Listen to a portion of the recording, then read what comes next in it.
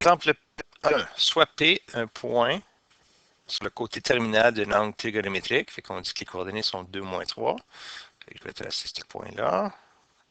Mon axe Y, mon axe X. Mes lignes sont toujours croches, pas encore habitué. X, Y. Fait que j'ai un point 2, moins 3, je vais le situer à peu près ici. 2, moins 3. Donc j'ai mon côté initial qui est ici. Mon côté terminal qui serait ici. Comme ça. Puis là, je vais tracer un triangle rectangle. Comme ça. Donc, étant donné que les coordonnées sont 2,-3, cela veut dire que ce côté-ci mesure 2 unités, ce côté-là mesure 3. Étant donné qu'on parle du négatif pour le Y, on va marquer moins 3. Alors, je vais avoir besoin de trouver la longueur du côté ici, l'hypoténuse R. Fait que R au carré, selon Pythagore, égale 2 au carré plus 3 au carré. Maintenant, tu peux mettre moins si tu veux, ça ne change rien.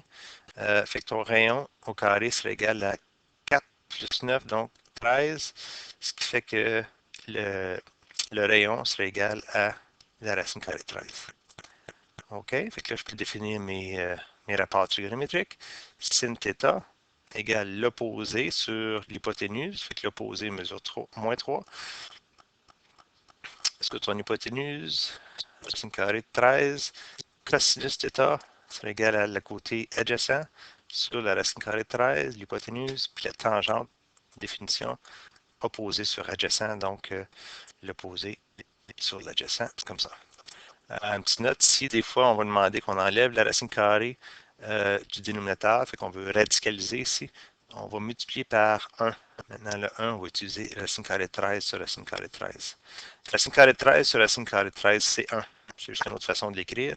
Qu'est-ce que ça fait, ça? Bien, garde bien, moins 3 fois racine carrée de 13, ça donne moins 3 racine carrée de 13. En passant, je ne peux pas avoir 2 égales sur la même ligne. Puis racine carrée de 13 fois racine carrée de 13, ça donne racine carrée de 169 qui donne, et regarde ça, c'est le fun, 13. Même chose ici, j'enlève le radical, fait que je fais fois racine carrée de 13 sur racine carrée de 13. Fait que j'obtiens que le cosinus égale 2 sur 2 radical 13 sur 13. Puis la tangente va demeurer telle qu'elle.